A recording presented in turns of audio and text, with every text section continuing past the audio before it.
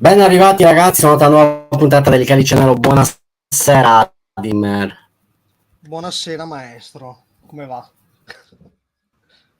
Oggi le temperature sono abbastanza veramente alterate, c'è un caldo assurdo, ma noi non ci fermiamo, siamo sempre qui sul pezzo.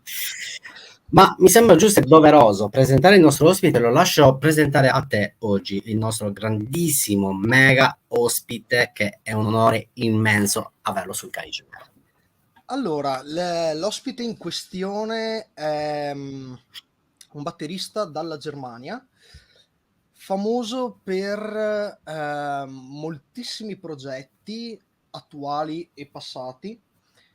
Attuali parliamo di gruppi come Alkaloid, Tripticon, e poi c'è anche il suo progetto solista. E in precedenza è stato batterista dei Dark Fortress già avuti sul canale e anche degli Obscura. Quindi voglio dare il benvenuto a Hannes Grossmann. Buonasera. Hi Hannes. Buonasera a te, thank you very much. So, it has been a pleasure to have you here on this channel. So, thanks for spending some time with us. And yes. I think we can go straight into the question. So, maestro, vai pure con la prima domanda. Ok, allora, Mr. Grossmann, quando sei riuscito a capire quello che stai creando e sei riuscito a creare? Nel senso, quando sei stato conscio che tu, Mr. Grossmann, hai creato arte come un vero autentico pittore grazie alle tue incursioni batteristiche? Perché è vero. So, the maestro is asking, when did you actually recall that you were going to make art as some sort of drawing or a painting, for example, by using your drums as your own brush, for saying? And what brought you into that? First of all, I wish I could answer in Italian because it sounds way better. Yeah. I really like the sound of your language. It's beautiful. Anyways, yeah, that's a good question. When I started, I was 10 years old, and at first I was mainly interested in the handcraft of drumming, not so much into the as an art form. Mm-hmm. But I was drawn to players who were very how do you say that, virtuous and playful and busy players. Yeah. And I always liked this better, but as an artist, I would say actually pretty late that I discovered finding my own voice. I think I was playing already 15 years or something. Jesus and Christ. When I thought of it more like an artistic field to sound like me or make something that is individual rather than copying somebody else. Yeah.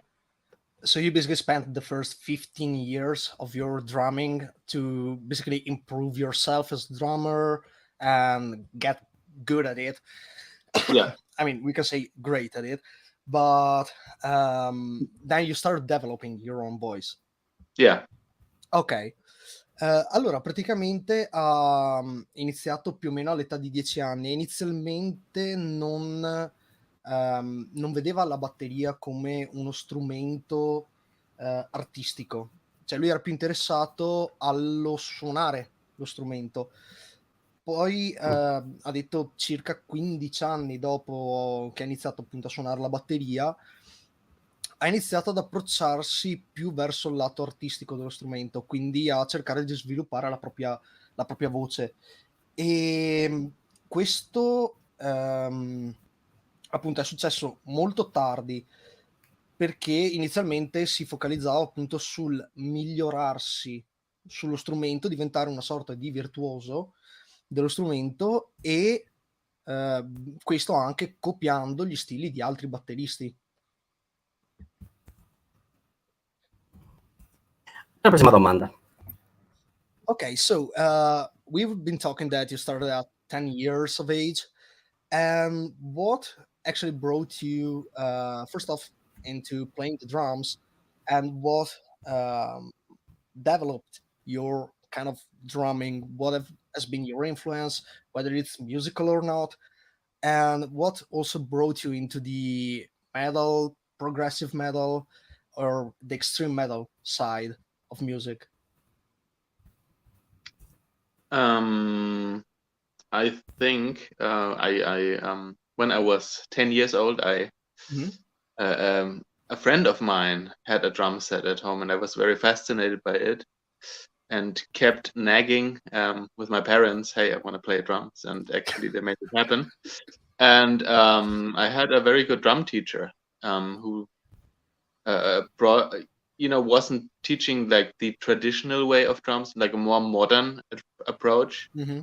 Like he had all the modern drummer magazines at home, and more recent books on drumming, and also gave me drum videos by, the greatest drummers at that time in the early 90s. Okay. This was like, I don't know, Vinnie Colaiuta, Dave Weckl, these Okay. guys, the obvious guys, Simon Yeah. Phillips. And that I found very motivating, because it's how can I put it? It's you might think sometimes you watch great drummers and you're like, oh my God, I will never be that good. But that, to me, it was more like, oh, this is possible. Oh wow, It has become a challenge basically to this is you possible. to get to that point.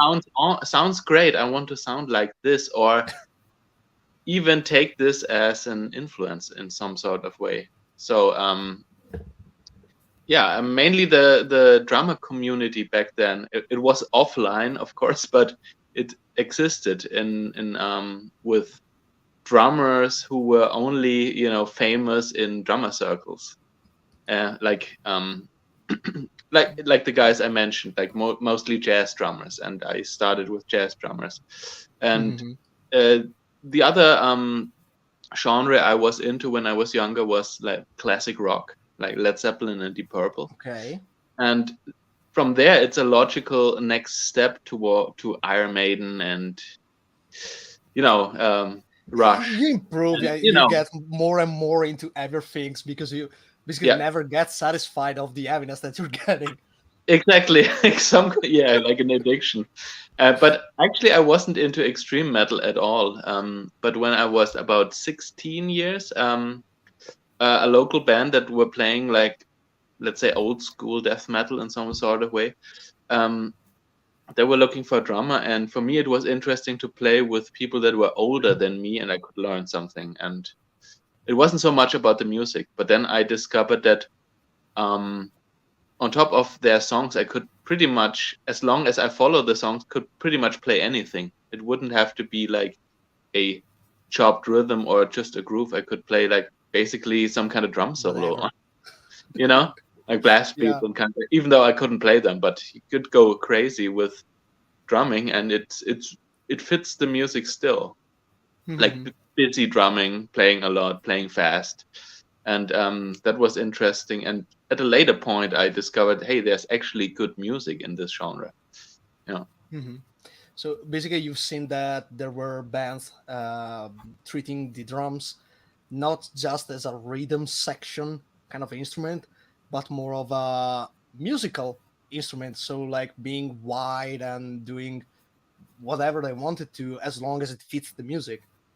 Yeah, you don't have to go in a let's say in the music. I was very early on interested in composition and songwriting, and they had their own songs, and we wrote together in the rehearsal room. And I thought, like, hey, you don't have to follow, let's say, a verse chorus kind of thing, like in pop music or rock. Yeah, traditional rock music. You could just, have 20 riffs in a song. Doesn't matter. You can do it. There's endless possibilities to explore different things and go creative. And I thought, like, hey, in this genre, because I'm interested in guitar playing and I play guitar myself, I thought, like, okay, there's still a lot of things that haven't been done yet. And I was interested in, hey, maybe it's interesting to get more ideas from the music I listen to, like, progressive rock and progressive metal into this kind of death metal thing, because there's not so many bands doing that. And I thought, like, hey, there's room for innovation, basically,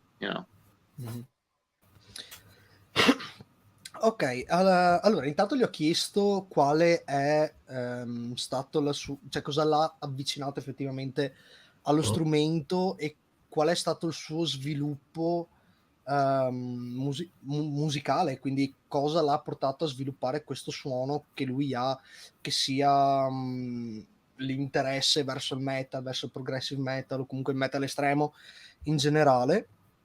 E appunto, come dicevamo prima, lui ha iniziato all'età di 10 anni e il suo interesse verso la batteria è iniziato perché a casa di un suo amico c'era un kit e lui è rimasto affascinato da quel kit, tant'è che è arrivato a casa e ha, diciamo, rotto le palle ai suoi genitori per portarlo a comprare una batteria per lui. Da là lui ha preso lezioni da un insegnante che non aveva un approccio classico per quanto riguarda la batteria, ma cercava di avere uno stile più moderno, quindi aveva tutti i Modern Drummer Magazine a disposizione che gli dava video di batteristi vari e appunto all'età di 10 anni lui ascoltava molto jazz, quindi aveva iniziato con quello stile batteristico e poi ha iniziato man mano a interessarsi al rock classico, quindi parliamo di gruppi come Led Zeppelin mettiamo in mezzo anche i Rush che aveva tirato fuori, e da là è diventata come una sorta di, ironicamente parlando, di dipendenza che andava sempre più sull'estremo andante, quindi dall'Iron Maiden e via via verso, diciamo, questa tana del bianconiglio per quanto riguarda la musica estrema. E da là poi a 16 anni lui a un concerto, comunque lui aveva un suo gruppo all'epoca, ha visto che c'era questo gruppo che non solo faceva sì musica estrema, ma aveva quella sorta di mix di giri, tanti giri, quindi una struttura un po' più classica con una batteria che non seguiva l'aspetto logico, quindi non seguiva un classico ritmo, ma andava, come ha detto lui, fuori di testa il batterista, nel senso che non seguiva un filone a orecchio iniziale logico. E da là appunto lui è rimasto affascinato da questo approccio alla batteria, ha deciso di applicarlo pure lui al suo stile, quindi puntare anche agli inizi per quanto riguarda le composizioni, e con la sua band dell'epoca diceva, bene, perché non prendiamo ad esempio canzoni e, diciamo così, facciamo di 20 giri però con la batteria o comunque con la struttura che non segue un filone logico, quindi che non sia verso ritornello come una canzone pop. E da là praticamente questo approccio di prendere lo strumento non tanto come strumento ritmico, ma come strumento musicale che va a completare la canzone, e che sia mettendoci blast beat, mettendoci parti intricate, come lo ha definito lui, busy drumming, quindi giri impegnati con tanti passaggi, e appunto da là in poi è diventato quello che è lui ora. Ok, scusate ragazzi, c'è un problema che stanno... Ok, allora, Mr. Grossmann, come riesci con i tuoi pattern di batteria, tutto quello che concerne sul drum kit, a far sì che le persone quando ti ascoltano, con il tuo modo di suonare riesci a ripulire gli incubi delle persone, nel senso, hanno avuto delle problematiche nella vita, però ascoltando il tuo drumming riescono a risognare, ad avere degli obiettivi che riescono a prefissarsi. Quindi il nero, come riesci a ripulirlo in bianco con il tuo modo di creare arte? Okay, about your drumming.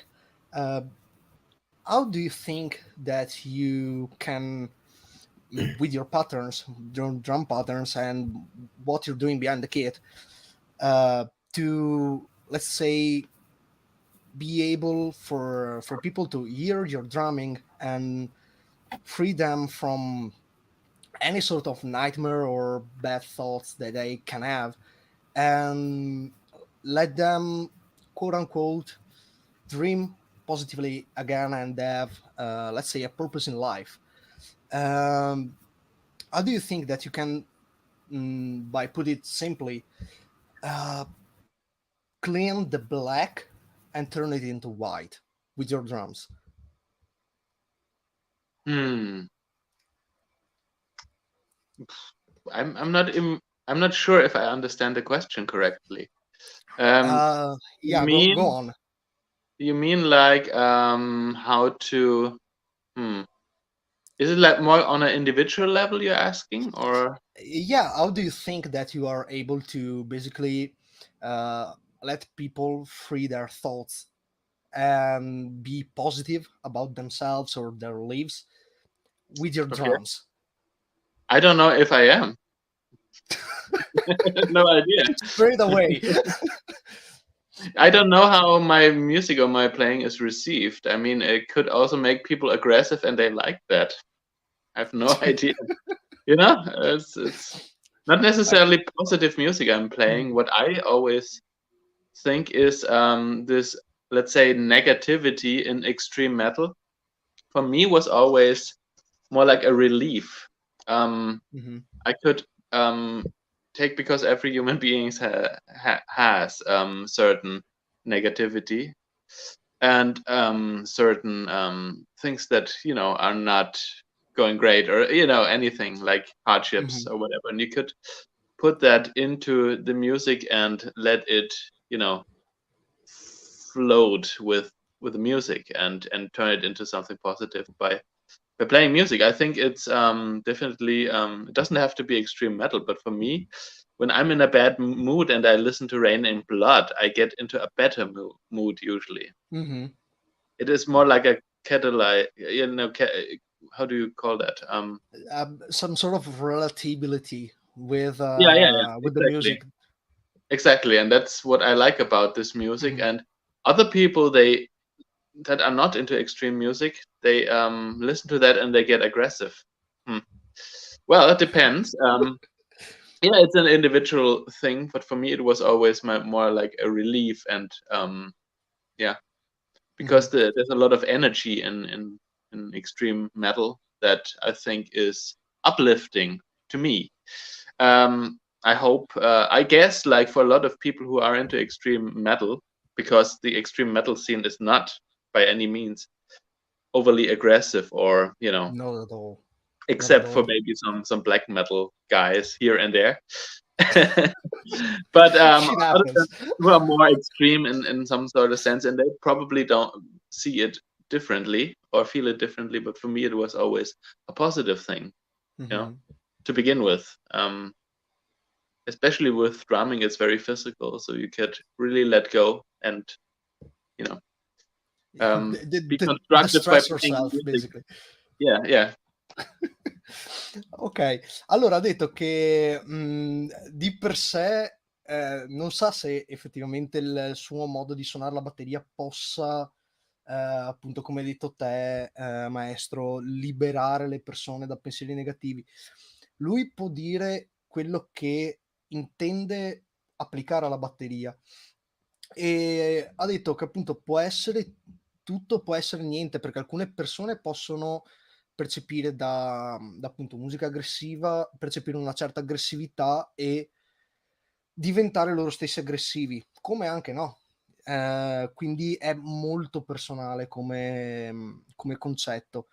Per quanto riguarda lui, ad esempio, se ascolta della musica, ho fatto l'esempio di Raining Blood, nonostante sia aggressivo, lui si sente meglio, quindi migliora il suo stato d'animo e si sente molto più sereno.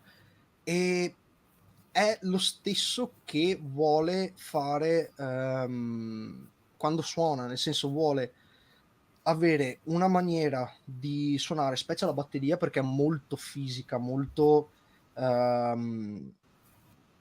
potente da quel punto di vista, che diventa una sorta, ha un approccio quasi terapeutico in un certo senso, diventa una maniera di liberarsi, liberare l'aggressività o qualsiasi cosa di negativo che possa esserci nella sua vita, o comunque per qualsiasi musicista potrebbe essere lo stesso. E ha detto, specie in un ambiente come quello del metal estremo, dove di per sé non c'è un'aggressività vera e propria, sono tendenzialmente molto serie e molto cordiali. Ha detto, a parte determinati elementi nel panorama black, ma questo è un altro paio di maniche. E di per sé quello che lui vuole fare, vuole sentirsi meglio quando suona la batteria, e se determinate persone si sentono meglio sentendo quello che lui fa, tanto meglio. Quindi non ha detto che, appunto, come dicevamo prima, è molto molto personale come discorso. A te la prossima domanda. Okay, now my question is not just regarding you as a drummer, but you also own a studio, Mordor Sound Studio. What took you into the mixing, engineering side of music? What has been your fascination with it that made you say, okay, let's do this? I was always fascinated with recordings, and my dad had an old 2-inch tape machine, like not a big one, but a smaller one. Mm-hmm.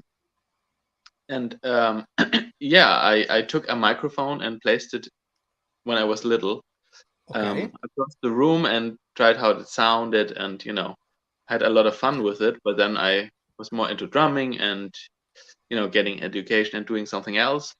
And then after I left Obscura in 2014, I thought, like, okay, I was in a touring band, and what to do next other than starting my own band Alkaloid.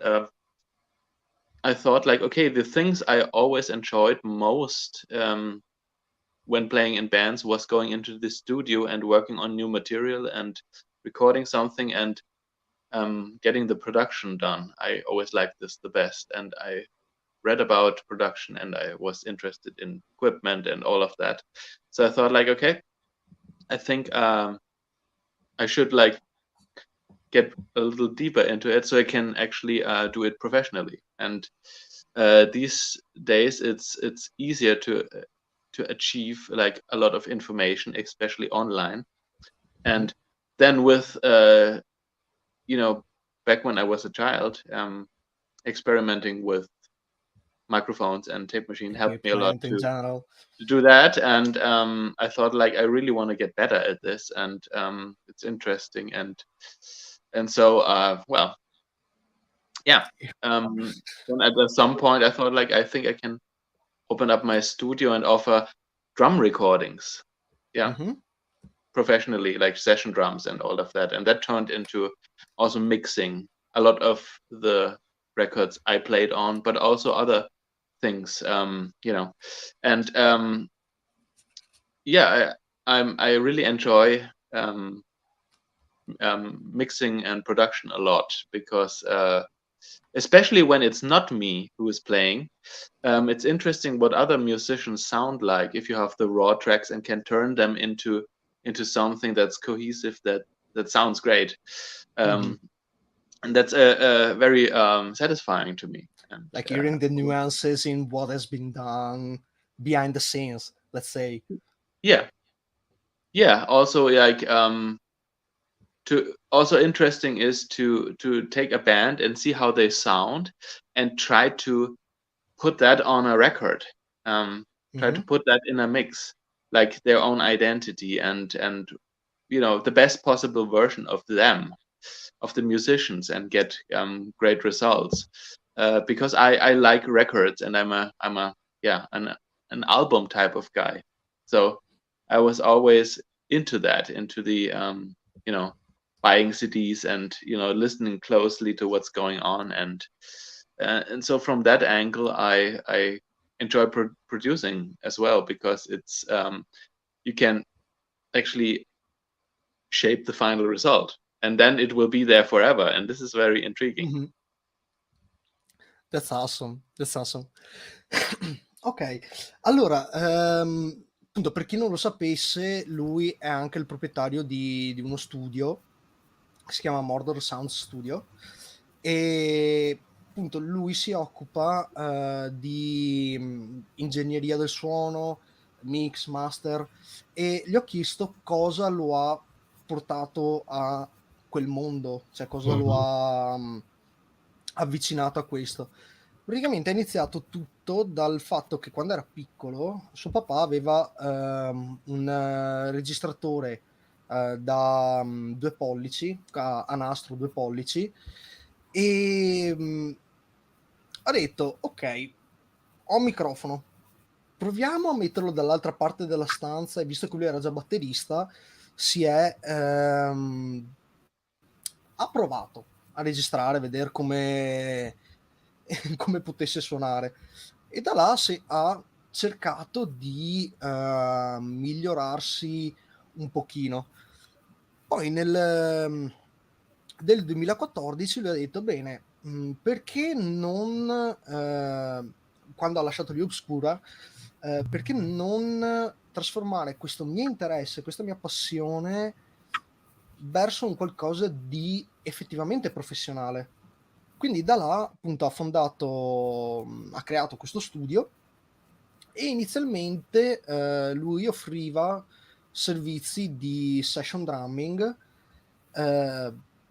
con una registrazione professionale, e questo non solo perché gli piacesse appunto la registrazione, tutto quello che è, ma anche perché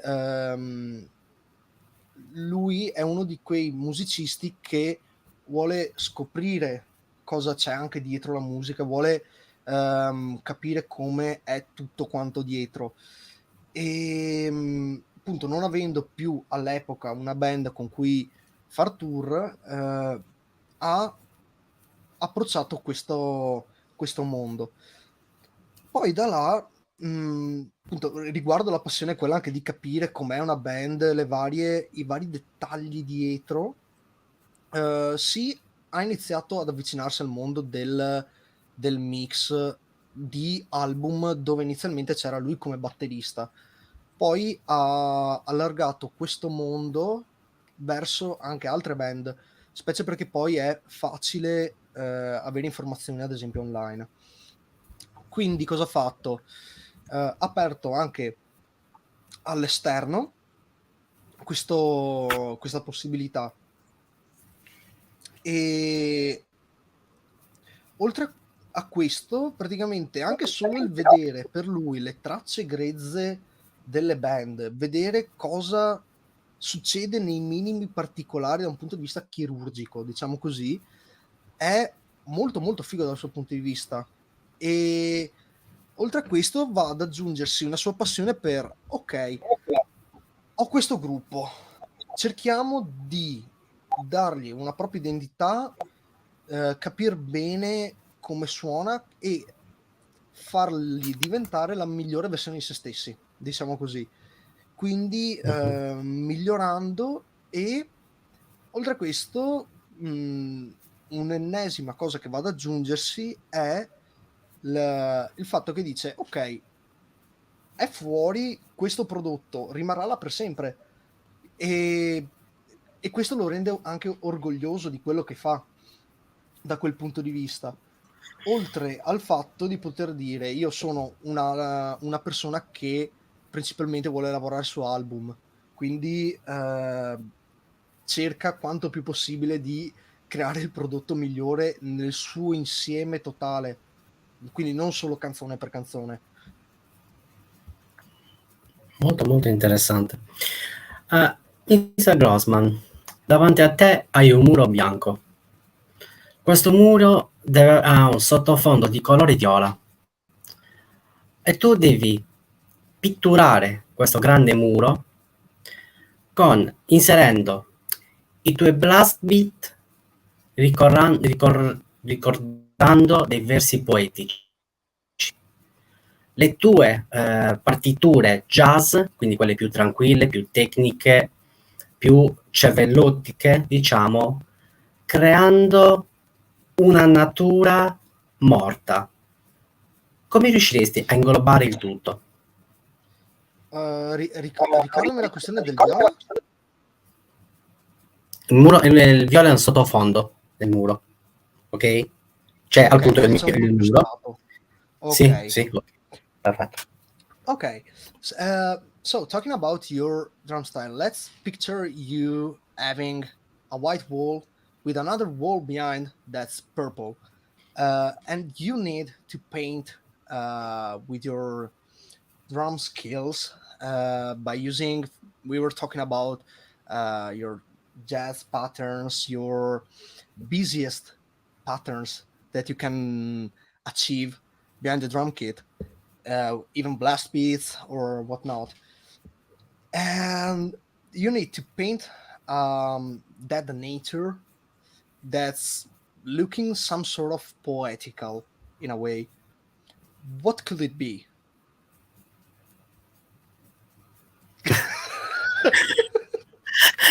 Yeah, we don't like easy questions.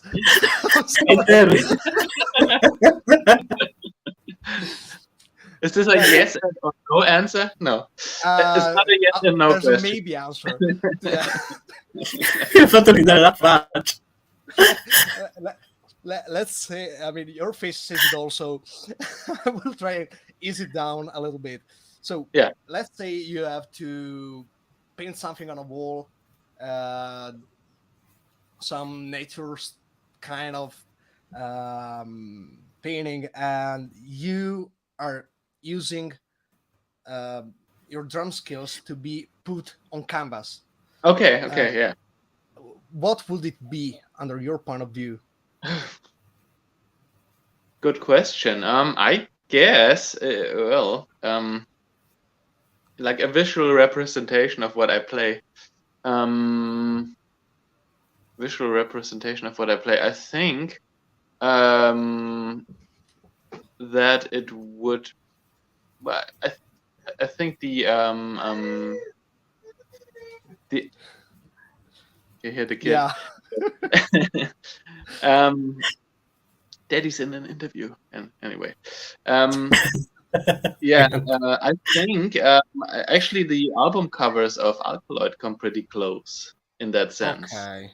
The visual aspect of that band, in terms of how the music is, I think it's very close together somehow.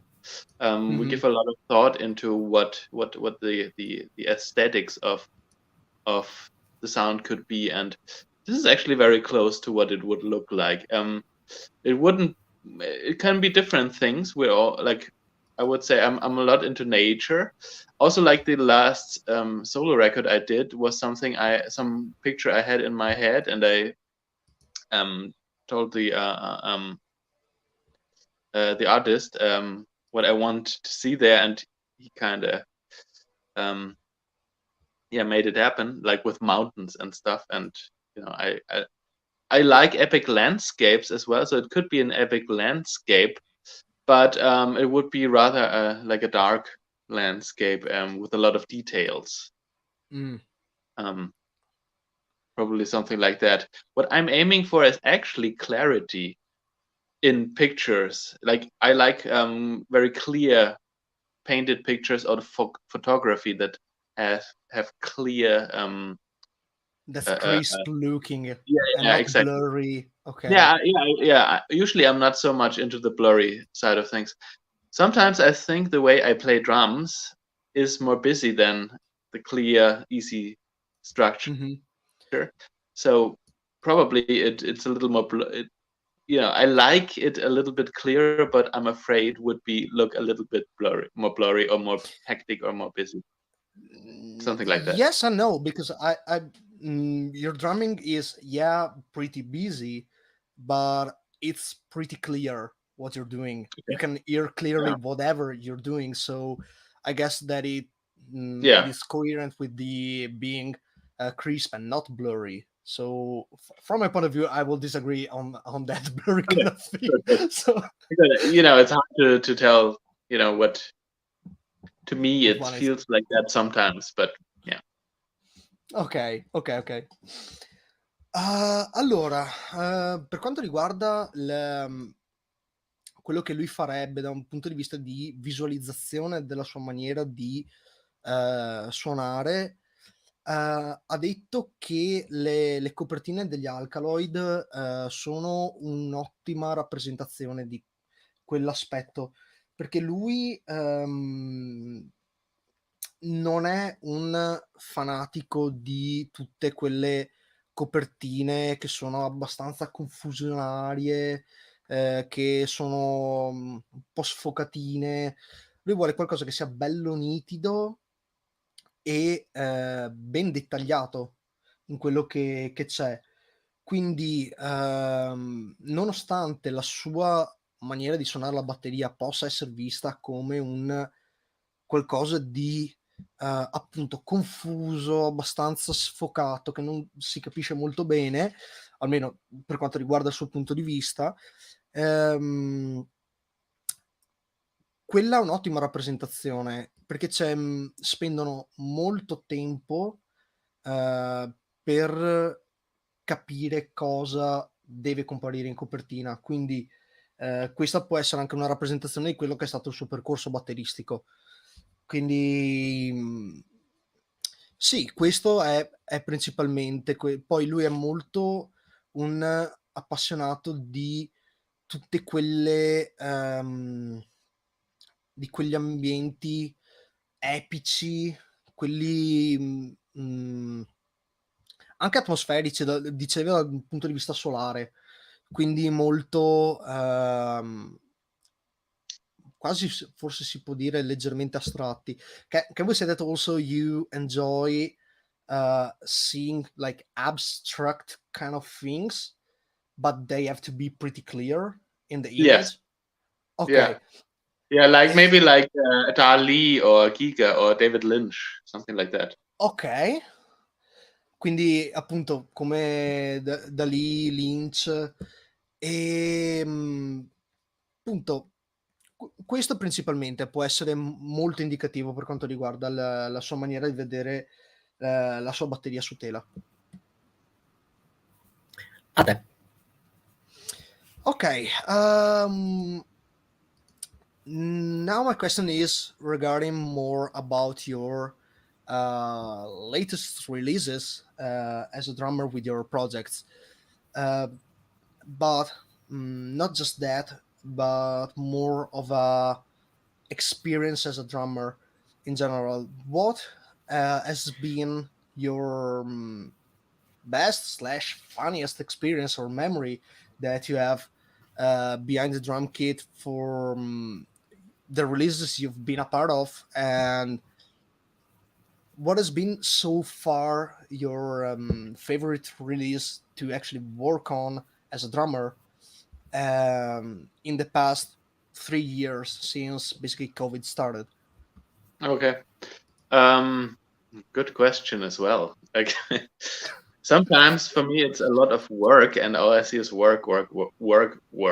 And so am really focused and getting things done. But of course, if I didn't, enjoy it, I wouldn't be doing it, right? So, good question.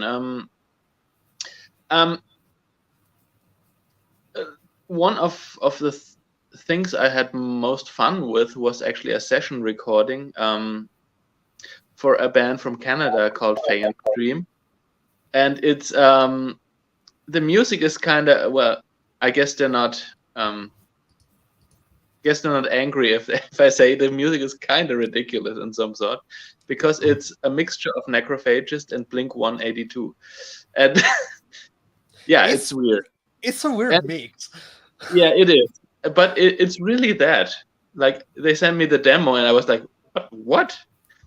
And I thought, like, I want to play on this for sure, because this is like there's something new. I mean, you don't have, I guess a lot of especially death metal guys will not like this, but I kind of liked it, and it's also fresh. It was a refreshing idea, something completely new, and something that didn't go together on the first thought, but it does. And so you have these typical Blink-182 punk vocals with blast beats on top. It's really crazy. So that was fun to do. It was like a lot of fun to do. I really enjoyed it.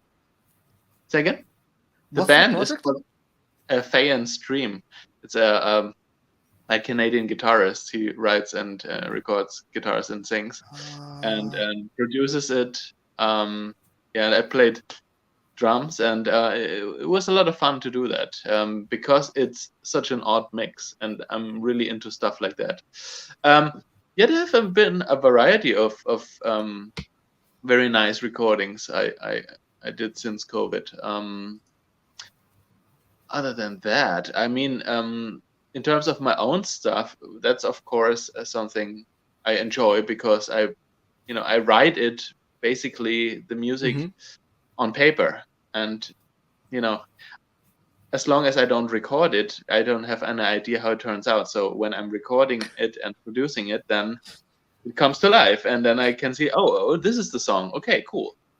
And so that's always great. Also on the new Alkaloid record, which is going to be released in September, there are two, because when COVID started, I had a very busy year, like producing albums, because people were at home and not on tour, and had the time to, I finally wanted to find my album, and sent me stuff to mix, and I'm like, okay, great. So I was very lucky, and I didn't really suffer from disguise. Yeah, I didn't suffer that much financially, which is awesome. Cannot say that for the majority of artists, because COVID was really bad in general. So I not want it to come back in any sort.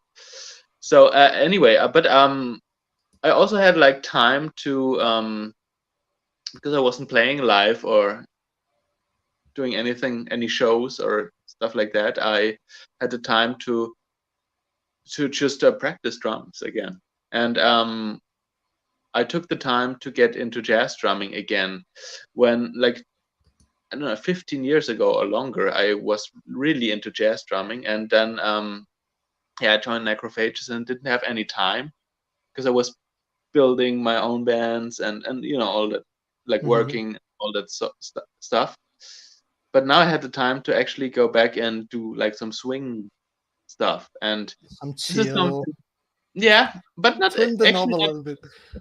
No, it's not so chill. It's actually pretty fast and technical as well. If you want, sometimes it can be like that, like the bebop drumming, and I'm very fascinated by that.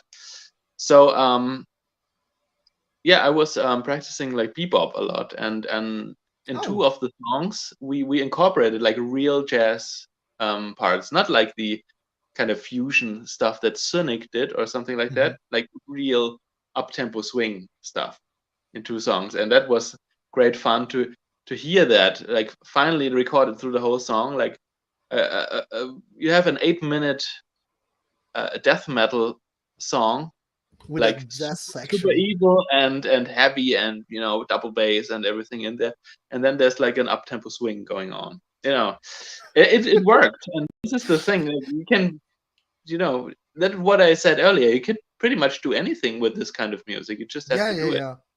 And I can see the point. Like, you have this whole section that's like, what the fuck is going on over here? But if talked about it like this, obviously it doesn't make sense. But if you hear the whole thing in context, then exactly, it makes a whole new sense. it's a whole new sound. Also, like, maybe one thing I enjoyed was recording vocals for the new Alkaloid, where I was the Really? engineer, and Morian did the singing, obviously. But for the songs I wrote, I made demos of, you know, how I could picture the vocals to be like, the pattern. But I didn't have lyrics, so you sit there with a microphone and you listen to and you make like, the timing, just like some patterns, and it's like stupid stuff. And when I listened to that, we were laughing our asses off because it was so ridiculous. Yeah, that should be a side B of the serious songs, very serious music, and then you just do whatever bullshit lyrics on it. It wasn't really funny. Yeah, you can release that as a side B of the whole thing. Like, who was that? I guess. Yeah, I hope it's never. I deleted it. You know, nobody's gonna hear that. No fucking way. No. Fucking way. Ok, allora gli ho chiesto quale, da quando il Covid è iniziato, appunto, quali sono state le esperienze più divertenti che ha avuto in studio come batterista, e ha raccontato di questo progetto che I forgot the name of the project again, the Necrophagist Blink-182 kind of Faience Dream. Faience Dream, yeah, ok, che si chiama Faience Dream, che praticamente sono dal Canada e uniscono in maniera molto particolare Necrophagist con voce alla Blink 182, quindi che di per sé sono due robe che non c'entrano assolutamente un cazzo l'una con l'altra. E infatti la sua reazione quando ha ricevuto le demo per poi dover registrare la batteria è stata: ma che cazzo sta succedendo qua? Cioè non riusciva a capacitarsi di questo mix, però nel contesto funzionava, quindi questa è stata una delle esperienze più simpatiche da quel punto di vista. Poi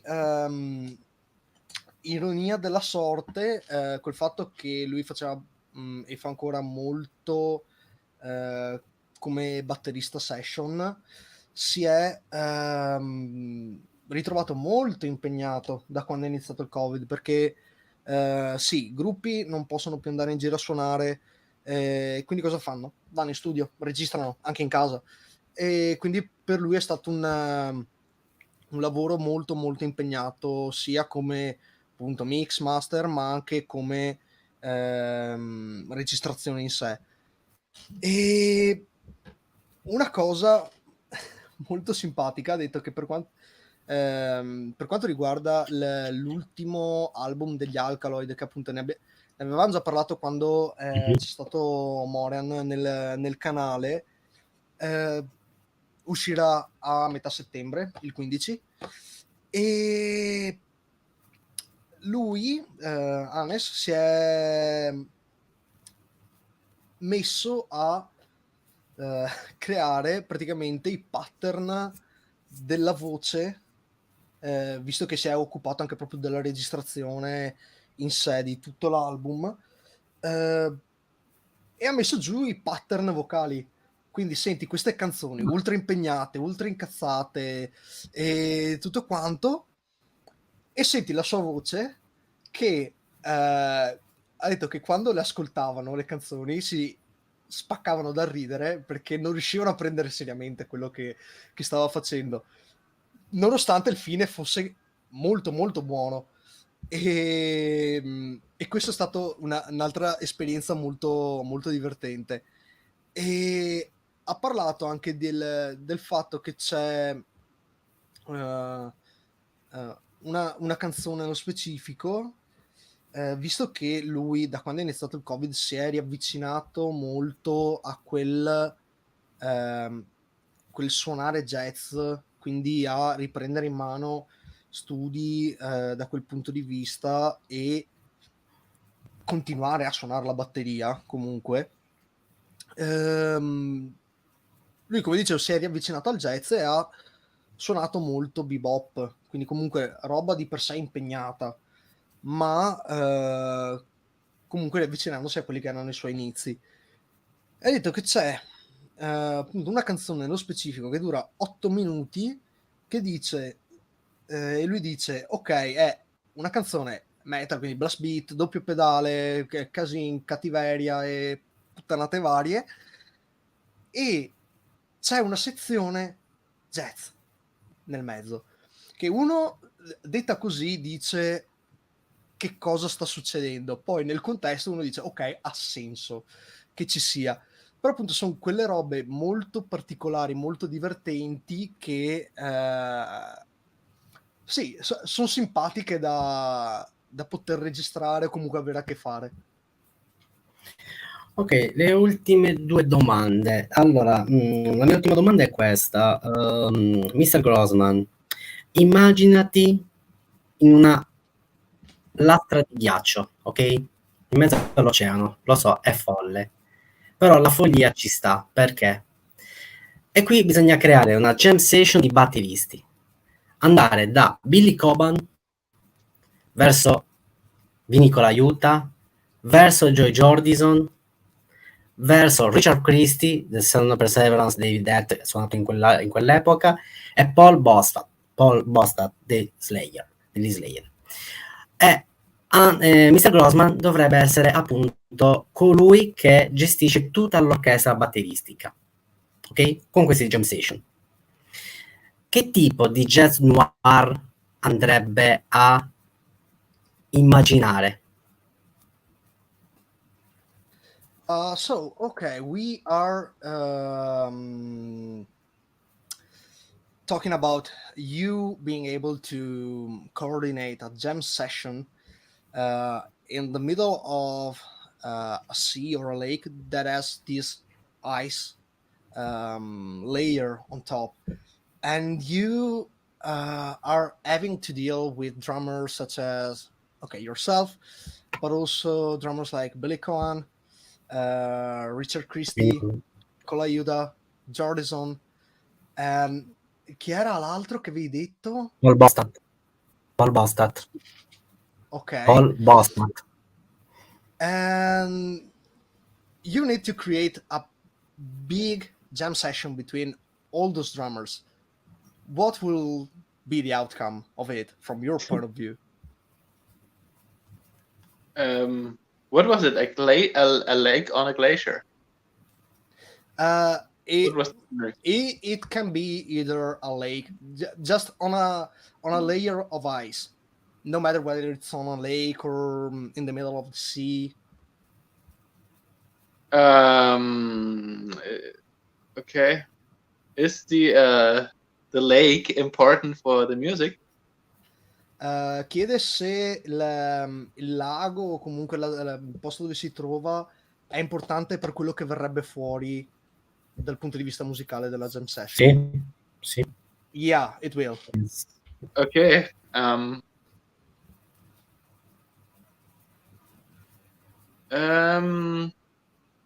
The question is, at what point during this jam session am I realizing that I'm dreaming? Ha chiesto a che punto della jam session And will I wake up then? A che punto della jam session lui si accorge che in realtà sta sognando e che si sveglierebbe. I don't know. It sounds like something I'm dreaming. I'm like, oh. No, let's say you wake up after the whole jam session is done and you say goodbye to everyone. Good question. I mean, when I guess that's a lot of drums, so you would have to coordinate it very well. I could see that visually, like with this, with the water and stuff, that we should start like off with cymbal work, like orchestrated cymbal work, and then you start, like everyone starts with like, I don't know, double strokes on right cymbal or like cymbal washes or something like that, and then some drummer can start adding snare drums and play solo a little bit and then play a pattern, like a drum pattern where the other drummers follow, and one by one, and each of the drummers could get like a section where he plays freely what he wants, but that would mean that the other drummers have to reduce what they play a lot to chill down. But other than that, and at the end you could have like a big crescendo in some way, again, like with maybe cymbals and double bass drumming and so on. And I would definitely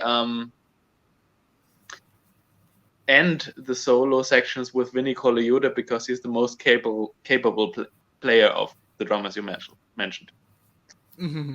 Okay, sounds pretty interesting to begin with. I got if it only was one was able to actually make it happen, it would be fucking great, but shit happens. Allora, ha detto che sicuramente inizierebbe con, visto che c'è molta acqua comunque nei paraggi e sotto di loro, inizierebbe con un lavoro di piatti, nel senso che sarebbe il cosiddetto wash, che sarebbe praticamente colpire i piatti singolarmente, qualche colpetto di ride, e si andrebbe a orchestrare questo insieme tra tutti.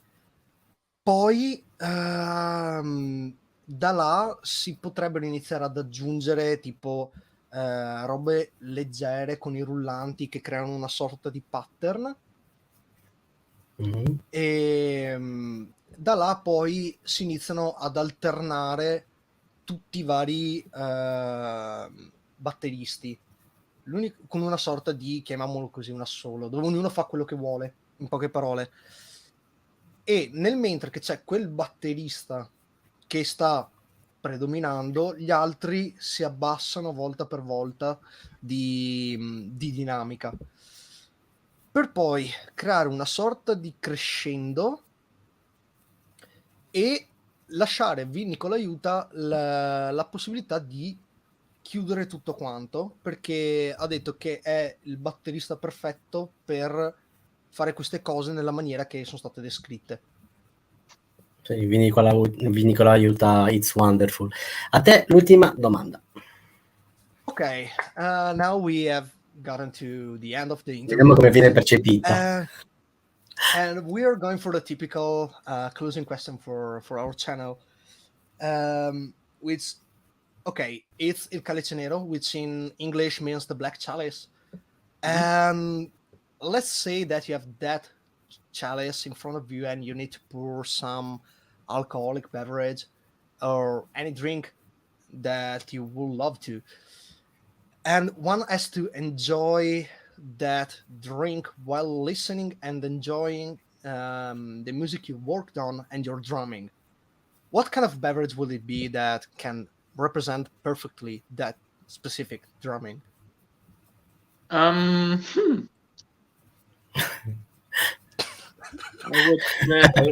Well, I mean, what I would offer people would probably be because I'm from northern Bavaria, and we're famous for having a lot of breweries, beer breweries, like over 200 or 300 on a very, very small scale. And it's like I guess there's this trend of microbreweries, but we had this since like hundreds of years.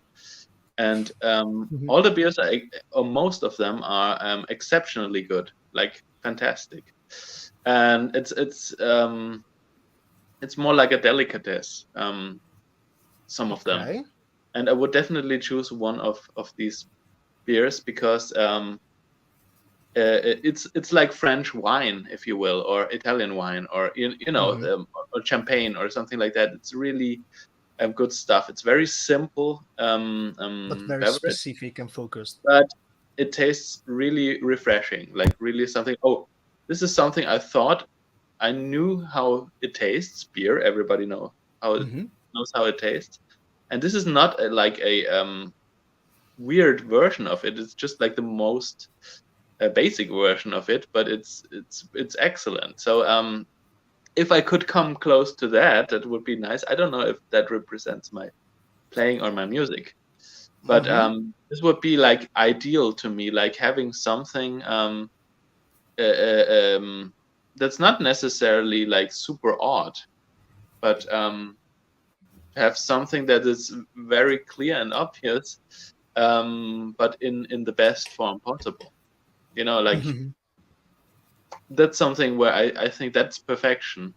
And when you have to have something very simple, but make it so special that you cannot, make it any better anymore. And I guess that's also representing like the places you come from, as you said. Yeah. So even that feeling of getting something from that area may also let people enjoy also basically sounds bad to say it like this, but where you grew with. Ok, that's pretty fucking cool, to be honest.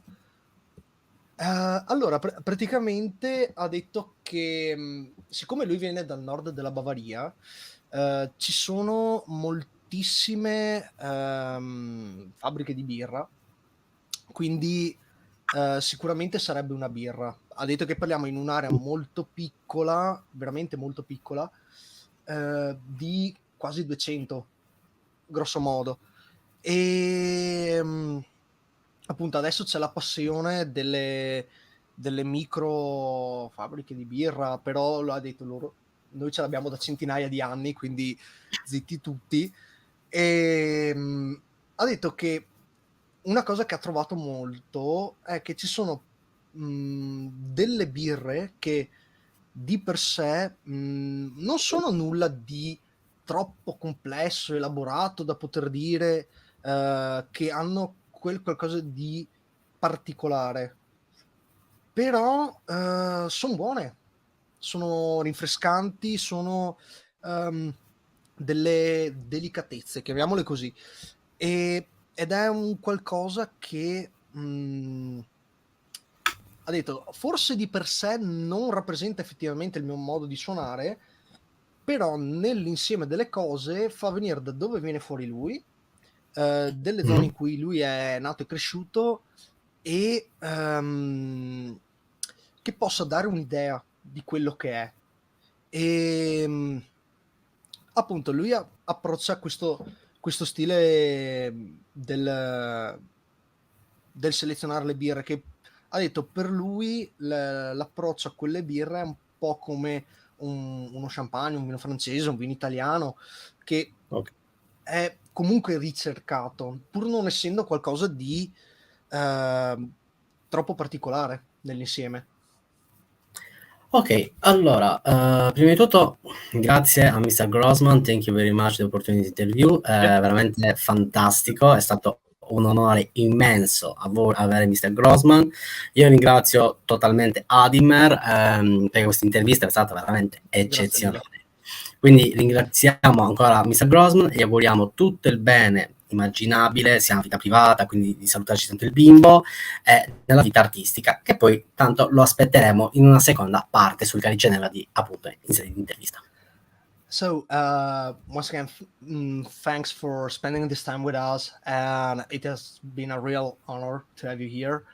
And we are wishing you the best for both your work life as a drummer or an engineer, and also your private life as well, with your child and with your family in general as well. So, thanks a lot, and we can also plan another meeting as well in the future, so we can deep dive into the whole thing. Yeah, Sounds good. Thank you very much for having me. And yeah, see you next time. See ya. Ciao Grossmann. Bye bye. Ok. Niente, anche oggi ce l'abbiamo fatta. Altro artista altro artista veramente allucinante. Assolutamente. Cosa vuoi aggiungere? Qualcosa? Oppure ci rinchiudiamo nelle nulla. nostre lastre di ghiaccio? Adesso andiamo in Alaska, Il ghiaccio sarebbe comodissimo ora. Cioè, letteralmente sono lucido da quanto fa caldo. E ho il ventilatore acceso. Se vuoi facciamo la video recensione insieme dopo, con il passamontagna e tutto, così. No, morirei. Morirei, ti giuro. Ragazzi, comunque, grazie Mr. Adimer, dottor Adimer, non Mr. Adimer, dottor Adimer. Niente ragazzi, il grande spettacolo non si fermerà mai, il caldo ormai, il sacro codice d'ore 000, la morte vi renderà liberi. Au revoir.